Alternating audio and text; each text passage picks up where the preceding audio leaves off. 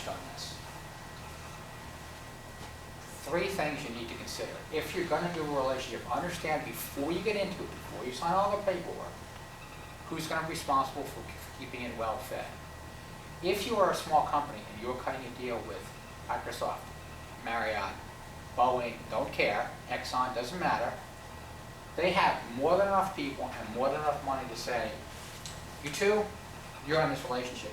If you can't afford somebody to spend an equal amount of time, the relationship will not work out. And have you ever heard that the 2 reasons why you don't want to try to teach pigs to fly?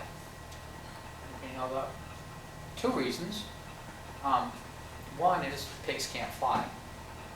And 2 is it pisses off the pig. So here, if you're going to enter a relationship and you're not going to support it, no matter how big, no matter how good the announcement looks, no matter how many times the Washington Post says, Joe Frassenstadt and Microsoft, the quarter of a joint venture, it's not going to work out well. It'll be painful and it'll be ugly. So the basis of good deals is you've got to be willing to put the time and effort into managing. And if you think the deal is significant for you for revenue, for market share, for scaling, for entering into international markets, take somebody that is in the company or find somebody who's done it before and assign them to manage that. Second part of that, if you're new to doing joint ventures, if you're new to partnership deals, do not try to do one. There's enough experience in the Washington area. Now I'm going to exclude our friends at the government because they don't do deals. They do some weird stuff that has to do with governments. You can find, rent, borrow, or steal somebody who's done it before just to get the advice. And I don't mean the advice from your lawyer who will be providing good advice. I don't mean your advice from Price Waterhouse who will tell you how to account for the money you're going to lose in a joint venture. Find somebody who's done the deals as a business person. You go to Mindshare.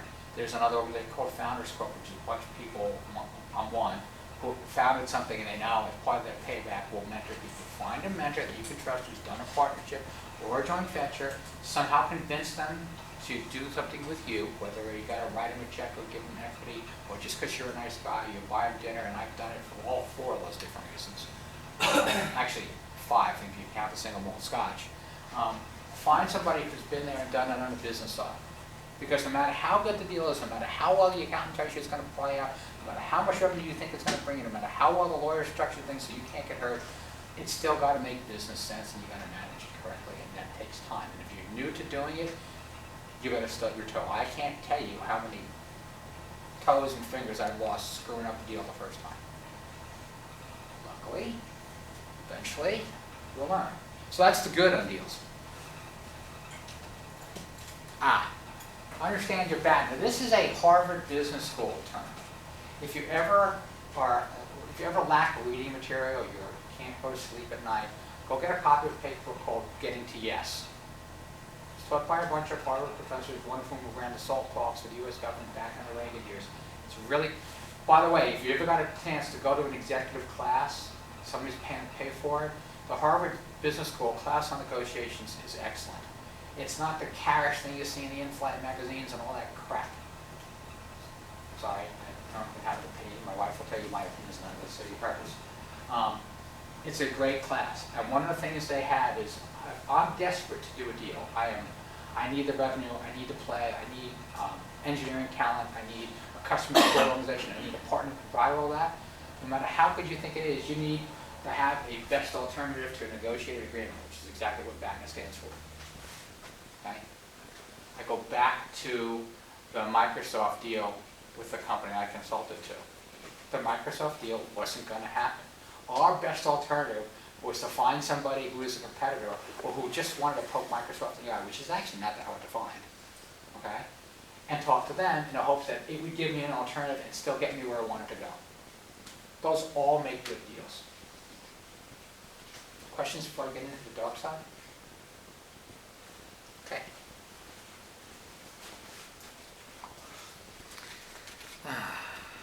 Deep breath.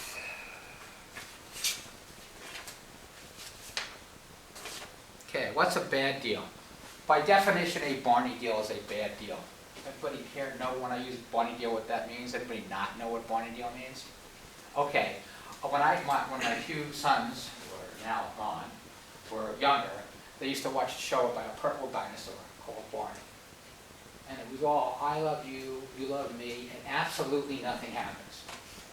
It's an announcement without substance or form.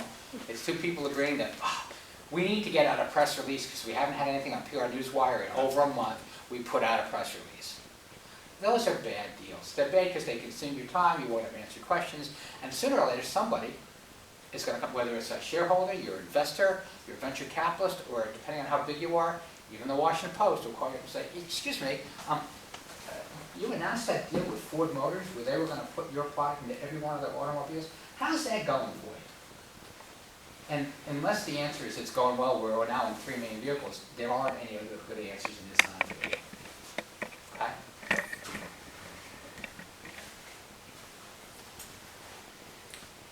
Nothing happens, right?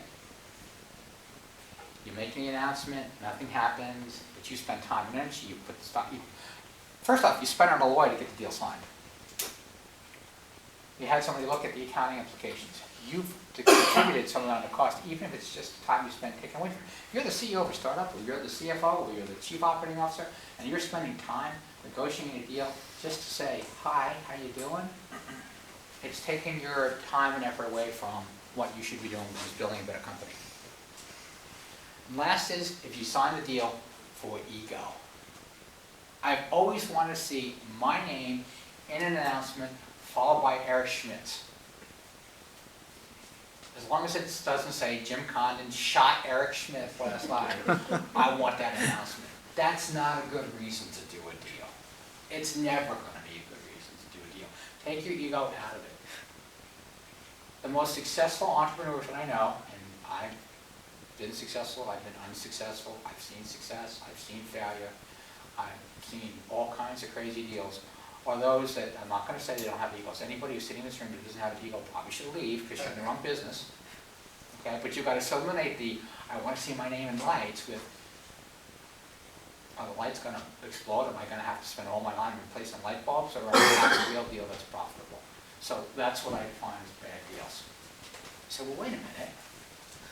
That doesn't sound all that bad. It's true, there are worse deals. That's the ugly part. Ugly. Heads they win, tails you lose, no matter what, you never win. When I started at Cybercash, I came on board as a CFO. Through my career, I went from CFO to president to COO to CEO. And one of the things I learned, and I learned a lot, because somebody who's a good CFO isn't necessarily a good COO until they learn more about something that most finance people don't know, which would be called sales and marketing. Okay? And we had a number of joint ventures, surprisingly enough, in Europe with some of the biggest banks on the planet. Anybody here ever hear of Deutsche Bank?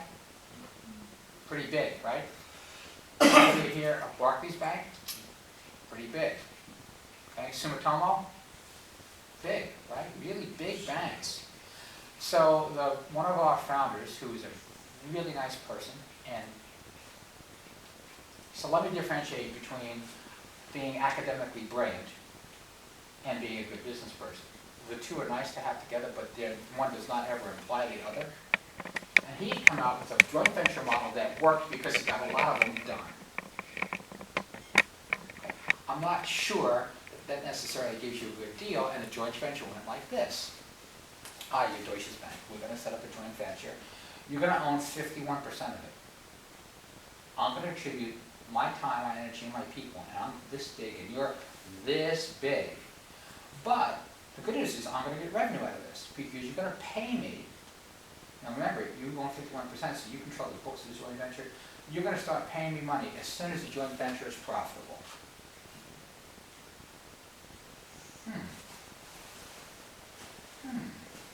Interesting. Would it surprise anybody here to know that in 7 years of that joint venture with one of the biggest banks in the world moving money all around the planet, it was never profitable? In fact, neither was the one with Sumitomo, neither one was the one with Mitsui Fudokan, neither one was the one with Barclays, and they had an infinite life. They became a separate joint venture, no way out.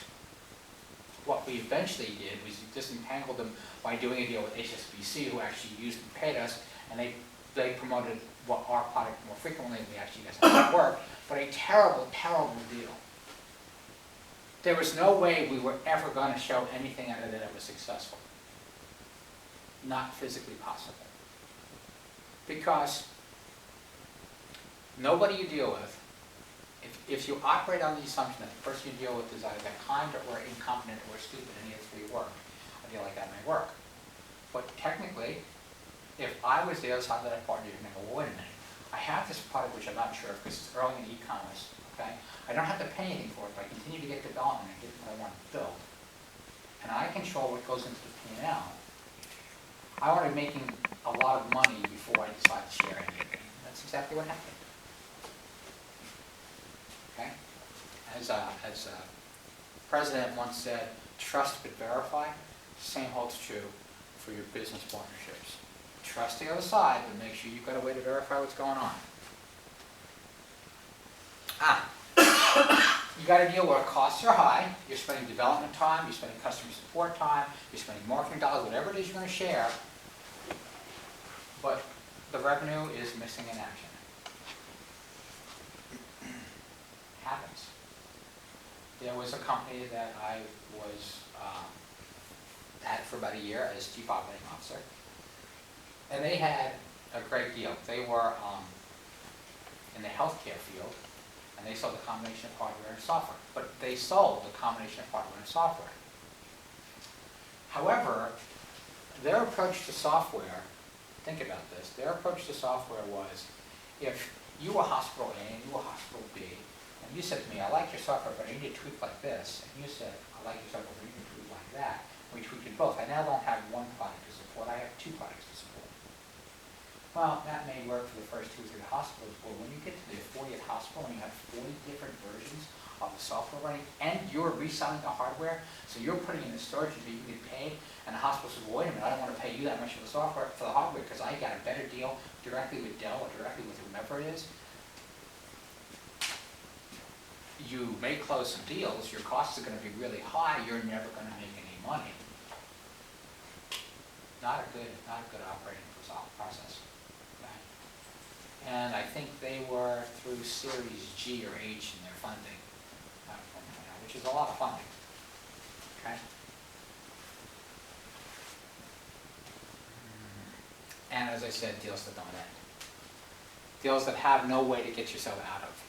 In any deal, including marriage, okay, there's a reason prenups exist. Any deal you're going to have, any partnership, strategic venture, joint venture, I don't care what it is, have the equivalent of prenup. If things go wrong, if it doesn't work the way you expected, if you change your business direction, if you become something other than what you thought you were going to be, if your partner, there was a case, there's a company that used to supply parts to a lot of the PC manufacturers, including Apple. And they said, oh, we're a supplier. So all these companies, the PC folks, the Apple folks, the Google, Samsung, all these folks that wanted part from this company. The company was acquired by Apple, and all of a sudden it stopped supplying this critical part to everybody but Apple. You need a way to get out of the deal. One that's clean, that's not going to require you going to court, that's not going to require a chunk of your time because you've still got a business to run, you've still got a business to manage. Make sure you got a way out. And I think that's it. My name is Jim Condon. I'm managing partner for a company called Tech CXO. A bunch of people that have either been CEOs, CFOs, or COOs in public companies. The partnership is headquartered out of Atlanta. We're everywhere from Boston to San Diego, and down to Orlando. So I'm happy to take any questions. I have a phone number up there. I don't answer my phone. I'm just telling you up front, if you call me, unless your ring is my wife's ring, which is a special, I'm not answering it. But I'm really good at email. I always respond, typically within 24 hours, to any email I get. Other than those that tell me my body parts need to be larger, or I'm overweight, or I need a special kind of medicine. I don't respond to those at all. But all the other emails, and I also don't respond to one if you're, from my friends in Nigeria who want to make me wealthy. I ignore those emails. Most of the rest of the ones, I do respond to pretty quickly. Any questions about it? So I'll answer pretty quickly. There's a lot here to take into consideration, but I'm going to tell you again, the most important thing for this, if you're going to do something like this, find somebody who's done one first, preferably more than one. Yeah. So initially, we talked about measurement, right, at the very Yes. end in the previous Yes. presentation, right? So how do you sort of negotiate that? Because whenever you're talking to like a partner, for example, right? Right. Their definition of a measurement might be totally different than what you're thinking, right? You know, like the example of revenue, for example, Right. 50,000 versus 5 million, right? Right. So, I mean, what kind of measurements, that's financial measurements, of course, one, but what are other measurements you could actually sort of think about where you should be wary about? So. Natural, well, again, you're talking to somebody whose undergraduate degrees in engineering and graduate degrees in finance from the University of Chicago. So my first thought is going to be, you need to have solid financial measurements. Because if you don't have those, the other measurements, it is tough for me to convince. If I'm the CEO and you come to me and say, I got this great deal. Great. What's the ROI? Well, it doesn't have one, but it's a great deal. Okay, explain to me what is a great deal if there's no return on it from it. Okay? Now, returns may be in a lot of ways. It may be a joint marketing budget, so they're going to help you market, okay? Or they're going to introduce you to a third partner, or they're going to bring you into Europe, which isn't quantified to the nature of the deal, but you can put a number on it. You can at least put that down. So, from my way of doing it, I sit down before I do a deal and I go, okay, here are my qualitative benefits, and here are my quantitative ones. If I don't have any quantitative ones, my qualitative ones better be pretty damn good, because I know I've got to assign somebody, senior level person, right? I can't take out. So I know I've spent a lot of time with at Thomas Jefferson High School of Science and Technology, so I know really smart young men and women, great young men and women who are now graduating from school, graduating from college, and 2 or 3 years into their experience. I don't care how smart the kid is. You don't take a 24-year-old and go, you know what, I got this partnership with Microsoft, could you run that for me, please? So I'm going to commit to a cost on my side, and I can calculate out that cost, okay? So I need something, whether it's qualitative or quantitative, that I sit back, forget the deal for a moment. What do I want from this? Is it an entree into the European market? If I put a joint venture in Ireland, because once I'm in Ireland I can show the rest of the EU without taxes, well, I can figure out what that value to me is. So it sits back, it says, ignore the partnership, tell me what I want. And then you can have that discussion. So you're doing a deal with Pepsi, and Pepsi says, well, you know, Coke owns China, I want to get into China, and you happen to be a Chinese software company or a Chinese hotel company or whatever it happen to be, maybe that's a deal you can work. But that's a discussion. Just as, and I go back to, just like a date or more importantly a marriage, you don't go to marriage going, look, sweetheart, I'm going to do all these things, and you have to agree to them, and I don't care what you think. Because that's not going to last very long. The same as with partnerships. So you should be able to sit down and enumerate qualitative and quantitative benefits for anything you do. And that's always the case. Now, I will add one piece to that. So I'll give you a rule of thumb to use. In anything you do, a partnership, a joint venture, a vendor relationship, there's always an alternative, right? And the way I look at it is, if nothing else, I'm making a change. I'm doing something that I wasn't doing before.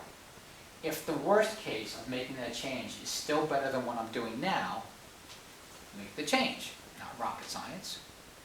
I'm not near smart enough to be a rocket scientist. Okay? That help?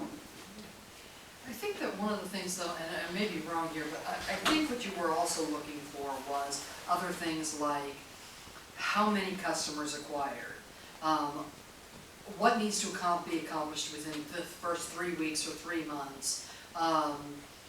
Is that where you were kind of going also? Well, yeah, because I'm looking from, let's say, you consider it as a project, right? You have certain milestones Right. you need to achieve, right? And when you don't reach those milestones, you've already signed a contract, what happens, right? Well, two things on that. One is, it gets back to how do I get out of the thing? Yeah. Right. And a milestone is just another either quantitative or qualitative benefits that you can say, okay, for this to work, by January, this product needs to be built into this product. I need to have a merger. I need X number of your engineering time, and I'm going to shoot Y number of my engineers' time, and actually build this thing together.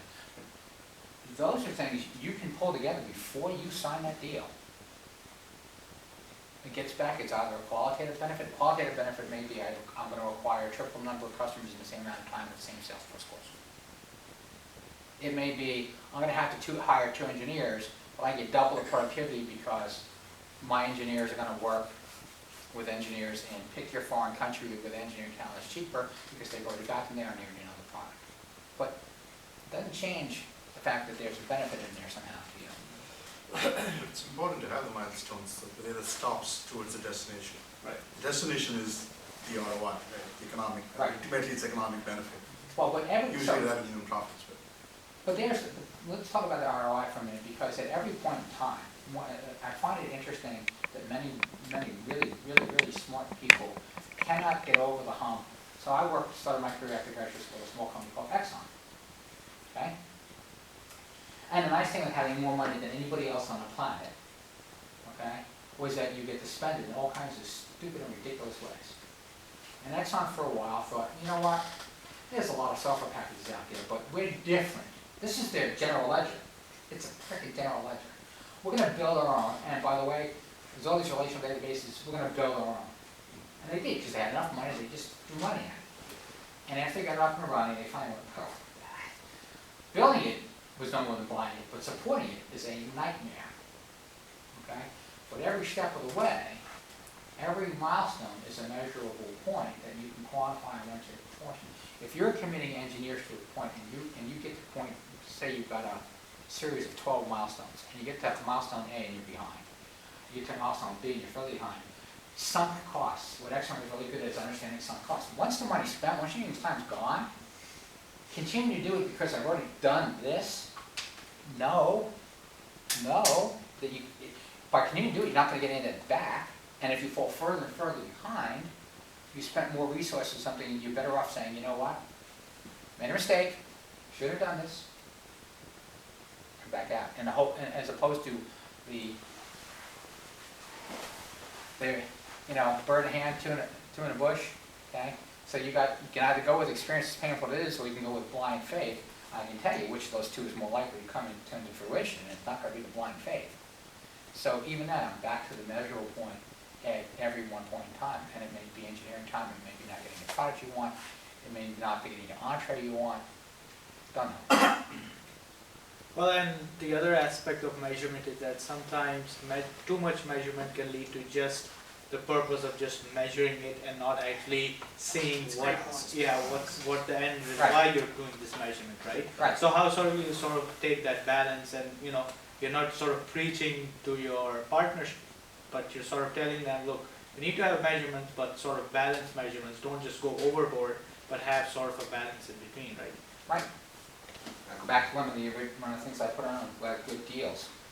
Is it a win-win? Do I know? Measuring just for the sake of measuring makes no sense. Okay?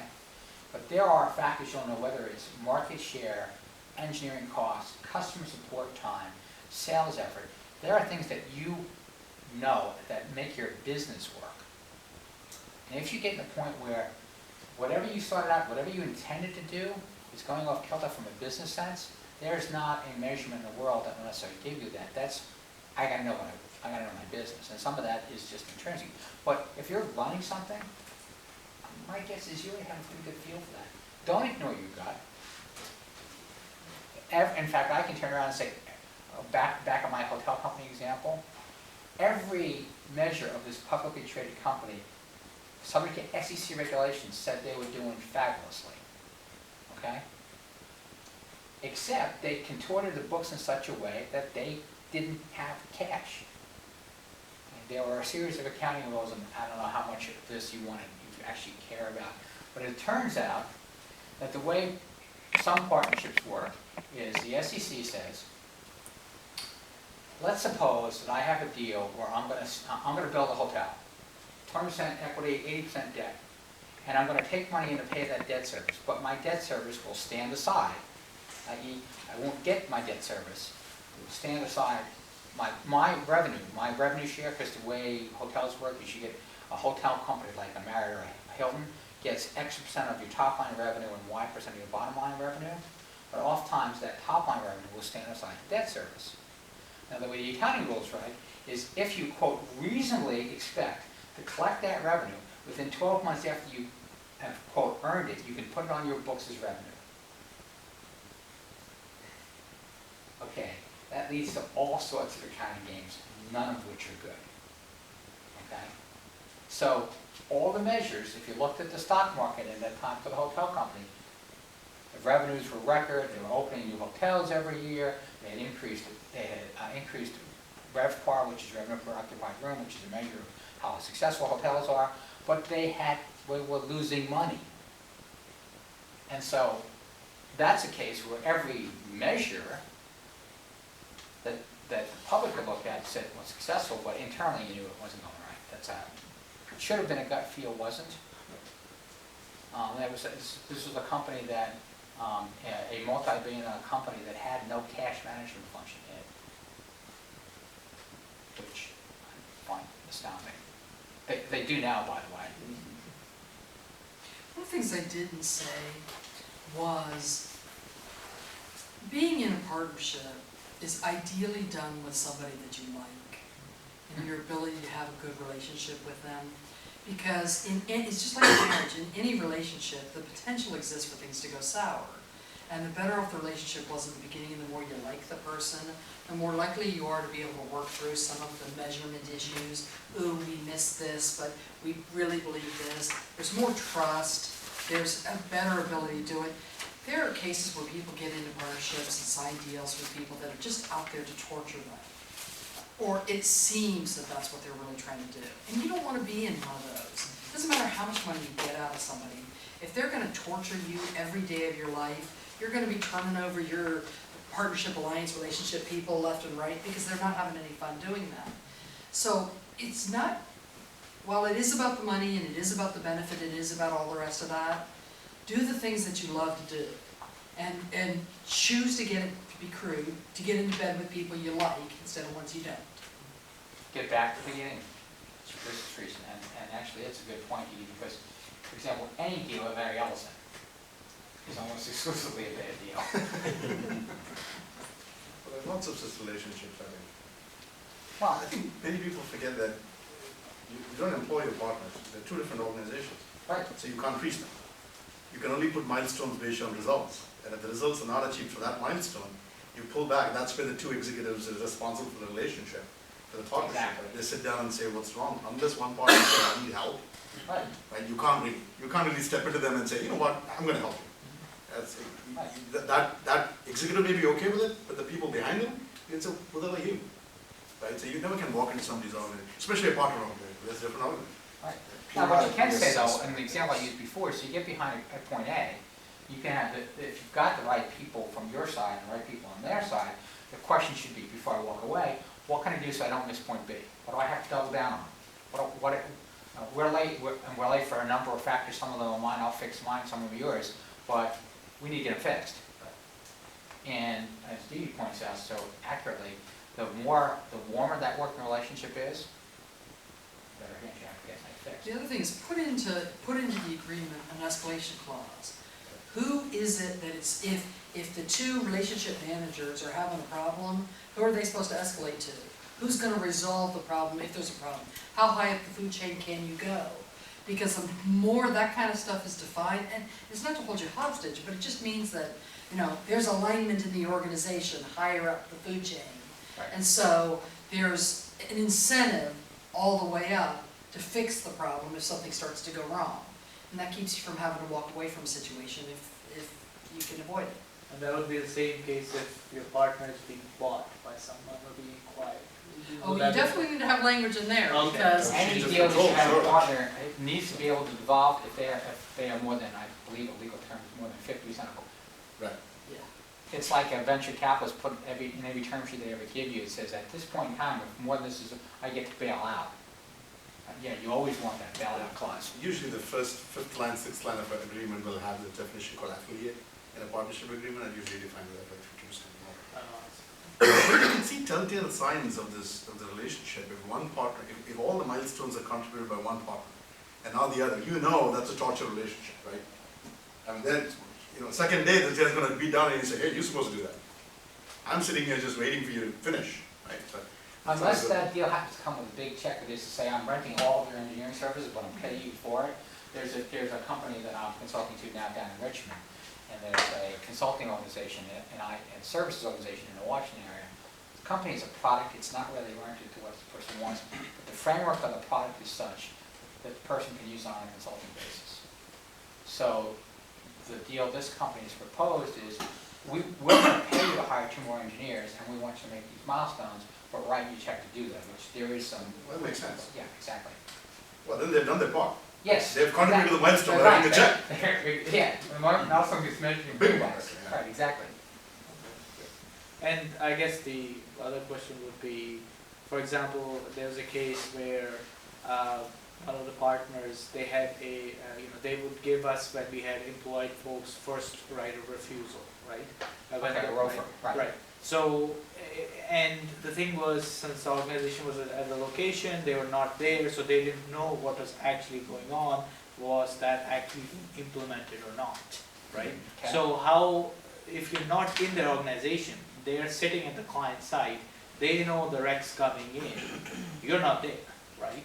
But they technically give you a right of refusal, but it doesn't really mean anything, because whenever the rec comes, they don't even tell you, right? So that, I guess that would be a relationship that you should break off, So, yeah. regardless of break how off. big it is, Yeah, but if you find out, right? a lot of ROFRs require you to give them, them to give you notification. It's part of the ROFR deal. You have, somebody comes up and says, I'm gonna buy X, whether it's a person or a company or a plant or a widget or a division. They, if you look at the ROFRs that exist, they're going to say, okay, within 2 weeks, I've got to tell you, because you're right, I've got to tell you that this exists. You can say no, but I have to tell you. It's those type of things that now my friends with those JDs, that's when they come in handy. If it's mandated, then they're breaching the agreement. Now, you may wind up, and it is certainly possible, you can find somebody that you believe you've met for a while, you've worked for a while, you totally trust them, and find out that you can trust them until there's a big dollar sign involved, in which case you can no longer trust them. That happens. There's no defense against that. It just happens. Everybody has a price. You hope you don't want to pay it. And by the way, I've said that a number of times. I actually said that to my boss at one point in time.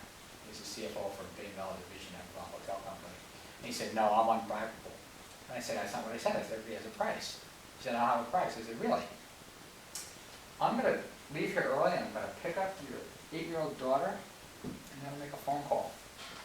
He said, okay, I have a price. It may not be money. Everybody has a price. Okay? So you just got to keep that in the back of your mind. It's one of the things that you're dealing with. It's just as you deal with all your employees. Now that everybody's scared of you. You think they're scared, but you should see the kids like coaching Jesus.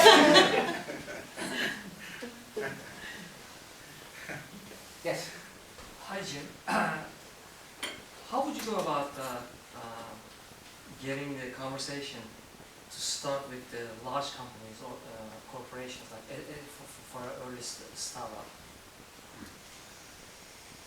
It's a great Is there a threshold like that in terms of number of customers or revenue? No, it's gonna be all over the board. For example, in the case I was talking about with Microsoft earlier, okay, one of the things that the small company needed was geospatial mapping and down into half a meter resolution. Okay, turns out that Google and Microsoft are busy, literally paying for planes to fly across the planet to do geospatial mapping, so you can do, for example, Google Earth or Bing the Bing equivalent. Okay? First you have to realize that they exist. They carry the data. You look all over for other alternatives. Then you start flying the food chain. You ask Mindshare, you go to Founders Corp, you go to people that you know, you talk to your law firm. There are some big law firms here that, depending on where you are, they will do an introduction. I believe, I'm pretty sure I know exactly who Dede was talking about, and like everything else, it depends. But you try to make the bias level contact. I will tell you, on the Mindshare form, so you go to Mindshare, you graduate, you're part of now a 400, 500 650. person. Sorry? 650. Sorry, 650 people organization. And I'll see requests, hey, does anybody in Mindshare know somebody at Viacom? Does anybody at Mindshare know somebody at Verizon? Big companies. And so you turn over every stone you can. There's no simple answer to that. I will tell you that dialing, 404 to get Larry Ellison doesn't work. You just look for contacts. The good news is there's enough contacts in this area, enough well-known people out here, that if you can persuade them to share their contact, you'll have a place, at least a place to start. The other part is that sometimes it may be in the, I'm sorry, but it may be in their best self-interest. One of the things we found out in dealing with the Microsoft people is, so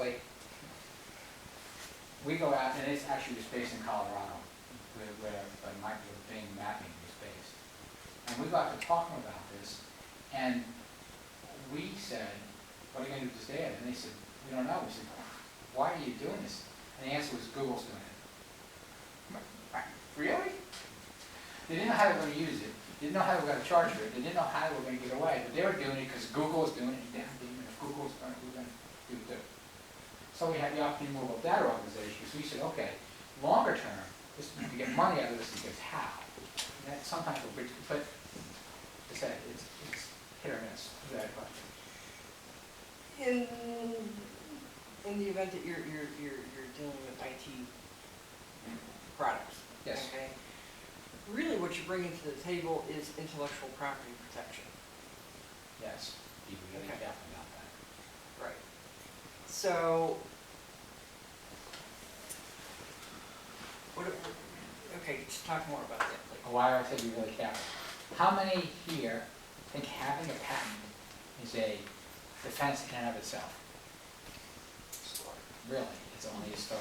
A patent is only as good as your desire and cash to defend it is.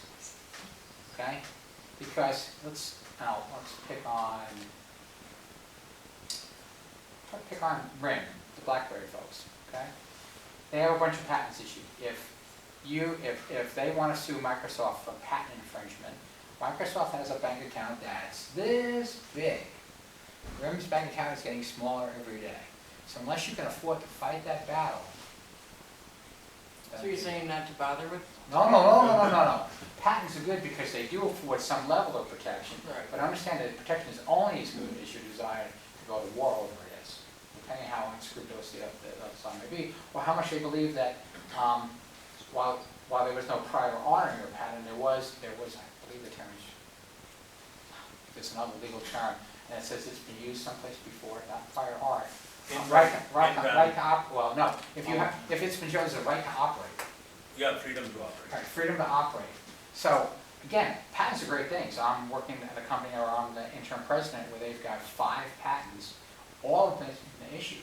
It's a great defense at a start. It's necessary, but it's not sufficient. Correct.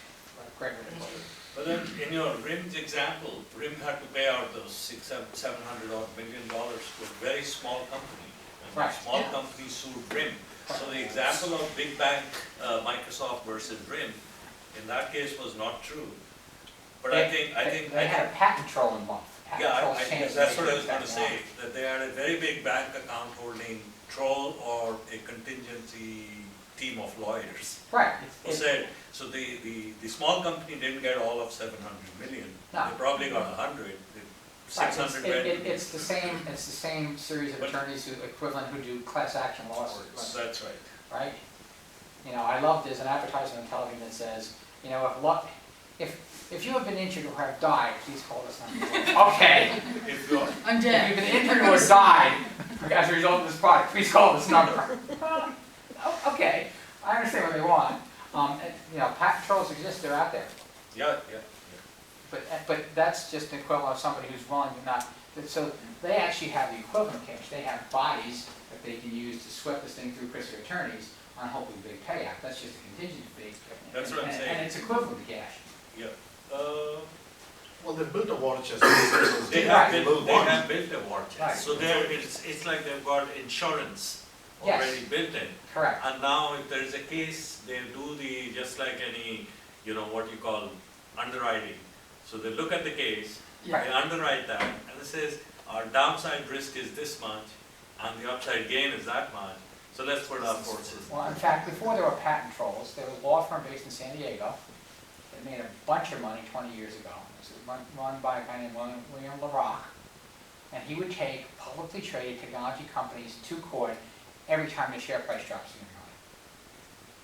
Take them to court. Oh, yeah, I remember those good. Come on, we got LaRock. Yeah, I got them. I was disposed, by the way, one of the things I love about our legal system, I'm gonna use a phrase, somebody here tell me what it means.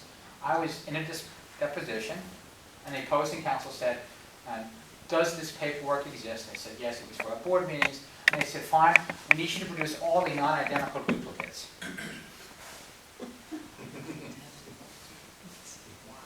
Is that the That's same got as a box you drafts? for a minute. I'm sorry. I think that's a draft. I was an engineer, but I did have some English courses, and I know that's kind of hard to have wrong with this. Stunned me. But they actually explained what that was, but case in point, this has been going on, you know, as many unscrupulous business, I don't want to ding the entire legal profession. I have some good friends that are lawyers, they're really smart, they're very honest, but every person I've ever seen has an unscrupulous part of that, and they'll take advantage of that, and that's patent trolls, or whatever it has to be. Okay. With the possible exception, what is it Mark Twain said? America has no native criminal class. Oh no, I forgot, there's Congress. So, with certain exceptions. Other stuff, and again, these are all opinions, and so you know. Anything else? Thank you for your time. Thank you. Thank you very much.